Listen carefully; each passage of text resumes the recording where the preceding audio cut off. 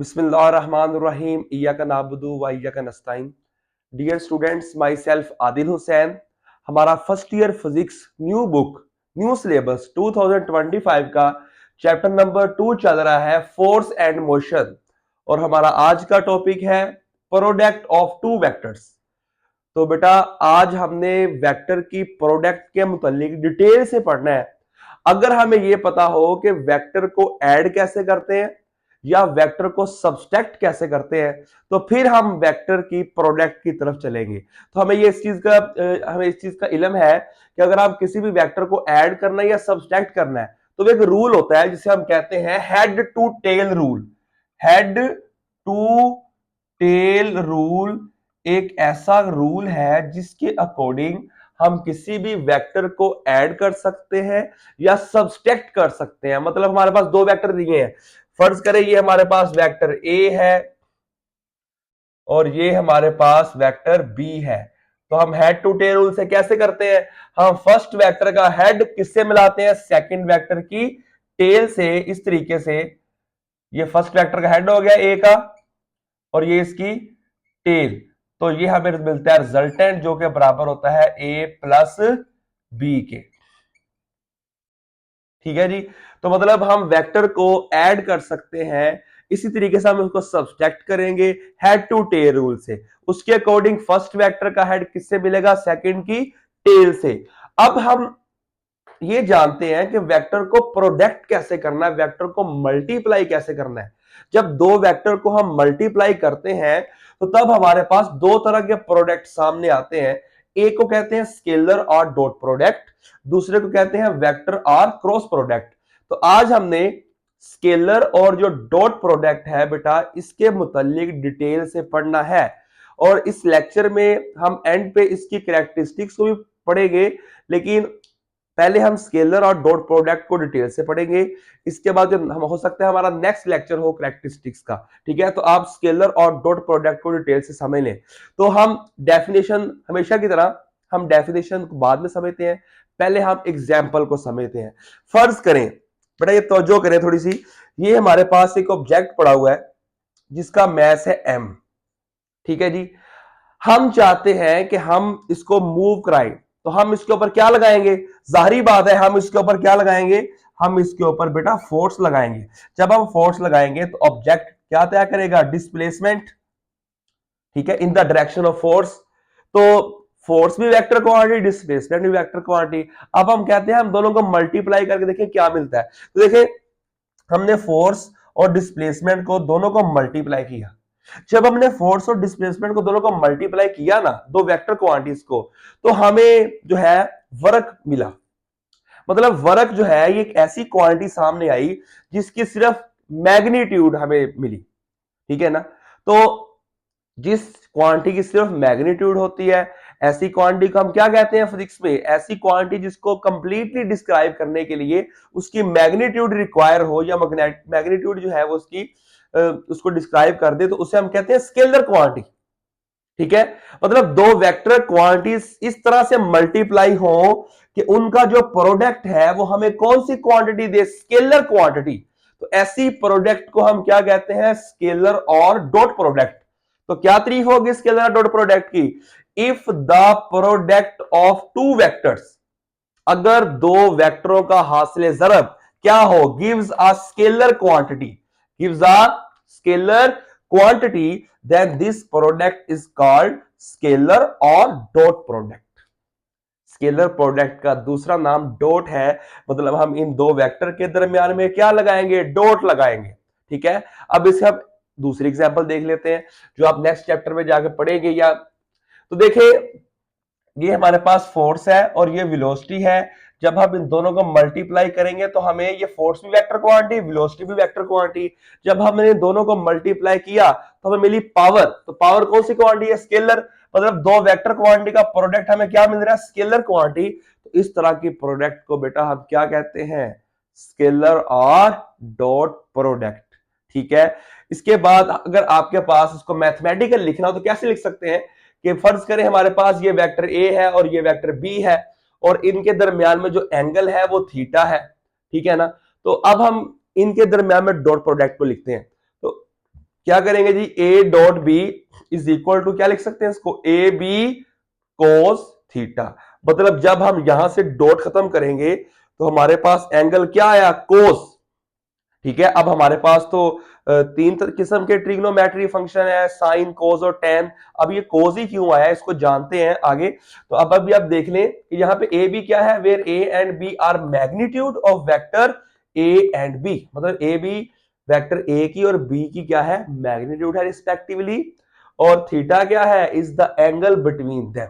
ठीक है, तो अब यहां पे हमारे पास क्वेश्चन रेज होता है जो बहुत से बच्चों को नहीं समझ आता कि डॉट या स्केलर प्रोडक्ट में ये जो एंगल दिया कोस थीटा, ये कोस थीटा ही क्यों आता है, ये साइन क्यों नहीं आता, टेन क्यों नहीं आता। इसको जानने के लिए एक तो तवज्जो चाहिए और दूसरा जो है हम इसकी फिजिकल इंटरप्रिटेशन को समझते हैं। तो तवज्जो करें जी, दोबारा से लेट कर रहे जी, हमारे पास ये वेक्टर ए है और ये हमारे पास वेक्टर बी है। हमने इन वेक्टर की टेल को ज्वाइन किया हुआ है। ये देखिए, हमने इन वेक्टर की टेल्स को मिला दिया और इनके दरमियान में थीटा एंगल क्या है, थीटा। ठीक है, तो हम इनका ए डॉट बी कैसे लिखेंगे, पहले बेटा आपने ये इनकी ये ना कुछ बातें याद रखनी है, फिर आपको लिखना आ जाएगा। तो करना आपने क्या है जी, ये इनमें से ना आपने करना ये है कि आप ए वेक्टर को फर्स्ट वेक्टर मान लें, बी को सेकंड मान लें। ठीक है ना, तो अब आप देखें ये जो बी वेक्टर है ये इसके साथ एंगल बना रहा है। ठीक है ना, तो हमने पिछले लेक्चर के अंदर रेक्टेंगुलर कंपोनेंट्स जो वेक्टर था लास्ट लेक्चर, वो आप लेक्चर जाके लें ताकि आपके वेक्टर के कंपोनेंट्स बनाने आए। तो हम इस बी वेक्टर के कंपोनेंट बनाएंगे। देखें कैसे बनाएंगे कंपोनेंट।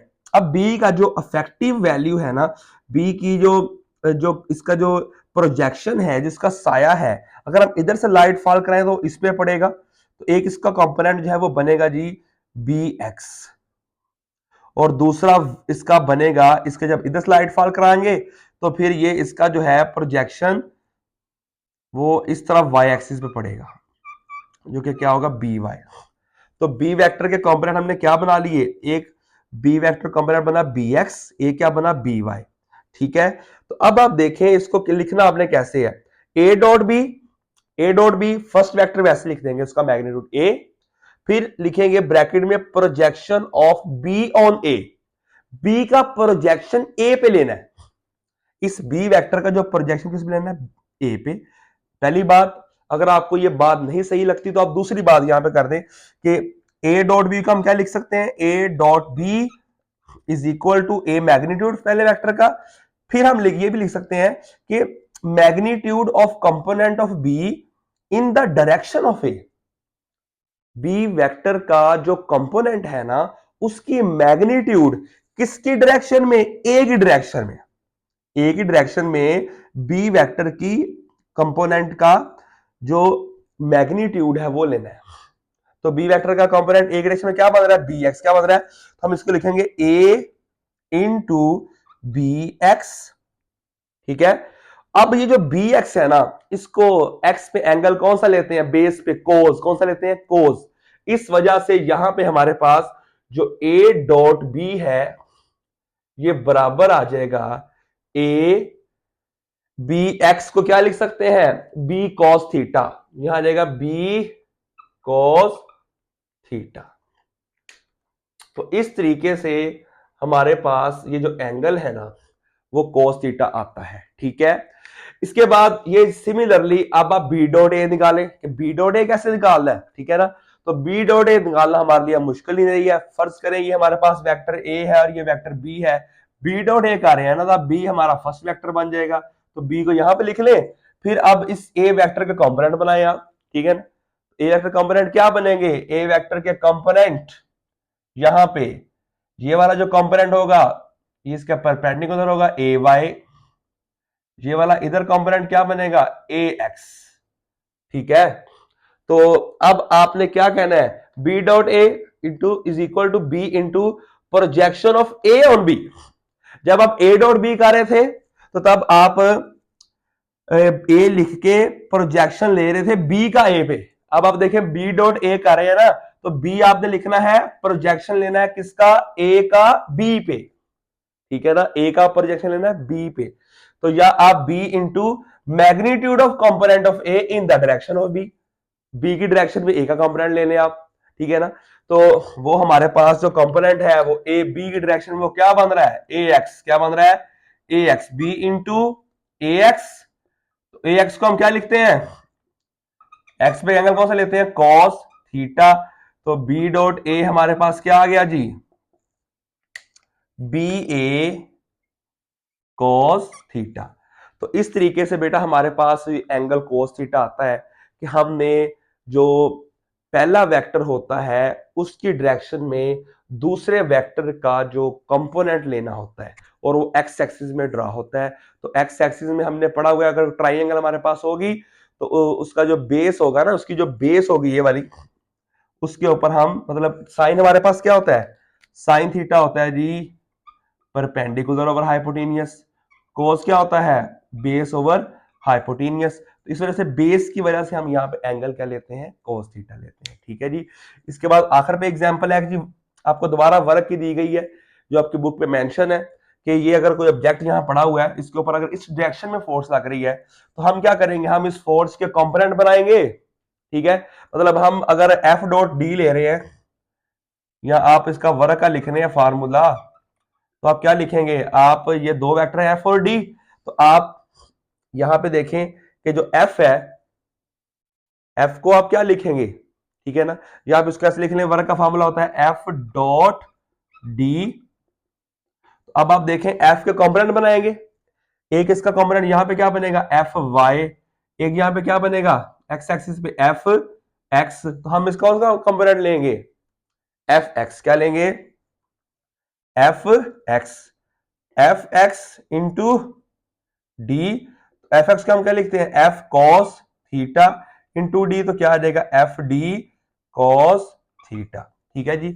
तो ये हमारे पास वर्क की एग्जांपल है जी। अब आपके माइंड में बेटा कोई भी क्वेश्चन हो तो उसको आप कमेंट करके पूछ सकते हैं। ये हमारा जो टॉपिक था स्केलर और डॉट प्रोडक्ट से रिलेटेड था। ठीक है, नेक्स्ट हम इसकी कैरेक्टरिस्टिक्स को डिटेल से पढ़ेंगे, वो भी आपने लेक्चर लाजमी समझना क्योंकि इंपॉर्टेंट लॉन्ग क्वेश्चन है। ठीक है जी। तो अब हम नेक्स्ट वीडियो में बेटा मिलेंगे, तब तक के लिए इजाजत दीजिए, अल्लाह हाफिज।